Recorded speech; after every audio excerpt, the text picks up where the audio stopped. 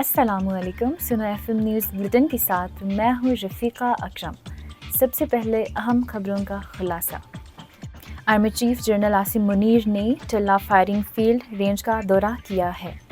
وزیر اعلیٰ حاجی گلبر خان نے کہا ہے کہ گلگت بلتستان کی 100% عوام پاک فوج کے ساتھ ہیں. وفاق سے پیسے نہ ملے تو بجٹ پیش نہیں کر سکیں گے وزیر خزانہ. مودی کی دھمکیاں، قابل مذمت، پاکستان کی خود مختاری پر کوئی سمجھوتا نہیں ہوگا، چیئرمین قائمہ کمیٹی. اب خبروں کی تفصیل. Army chief general Asim Munir نے ٹلہ فائرنگ فیلڈ رینج کا دورہ کیا، جہاں پاک فوج کے بہادر سپوتوں کی پیشہ ورانہ صلاحیت کو سراہا. آرمی چیف نے مشق ہیمر اسٹرائیک کا مشاہدہ کیا. بھارت کو وارننگ دیتے ہوئے پاک فوج کے سپہ سالار نے کہا، کوئی کسی غلط فہمی میں نہ رہے، بھارت کی جانب سے کسی بھی فوجی مہم جوئی کا فوری اور شدید رد عمل دیا جائے گا. پاکستان کی مسلح افواج ہر قیمت پر ملکی خود مختاری اور علاقائی سالمیت کا دفاع کریں گے. پاکستان علاقائی امن کے لیے پرعزم ہے. قومی مفادات کے تحفظ کے لیے ہماری تیاری اور عزم ملک اور غیر متزلزل ہے. وزیر اعلیٰ حاجی گلبر خان نے کہا ہے کہ گلگت بلتستان کی 100% عوام پاک فوج کے ساتھ ہیں.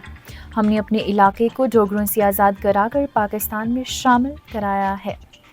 ہم نہ صرف اپنی سرزمین پاکستان کے اوپر قربان کریں گے بلکہ وطن کی حفاظت کے لیے تمام قسم کی قربانیاں دیں گے.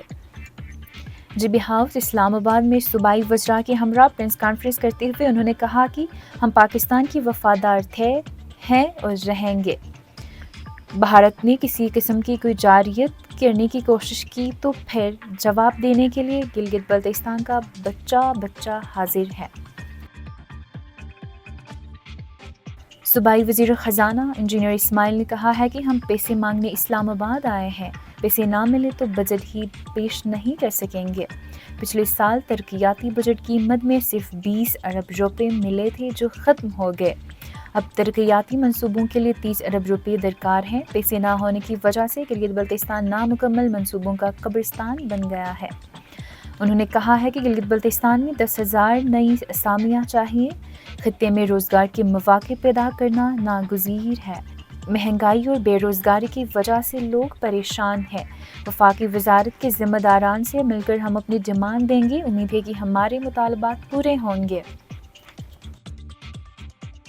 چیئرمین قائمہ کمیٹی گلگت بلتستان کونسل ایوب شاہ اور دیگر ممبران کونسل شیخ احمد علی نوری، سید شعب الحسنین، عبدالرحمان، اقبال نصیر اور حشمت اللہ نے اپنے ایک بیان میں کہا ہے کہ پہلگام میں ہونے والے واقعے میں قیمتی جانوں کے نقصان پر افسوس کا اظہار کرتے ہیں.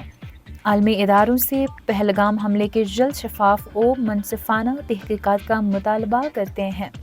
انہوں نے کہا کہ مودی کی دھمکیاں قابل مذمت، پاکستان کی خود مختاری پر کوئی سمجھوتا نہیں ہوگا.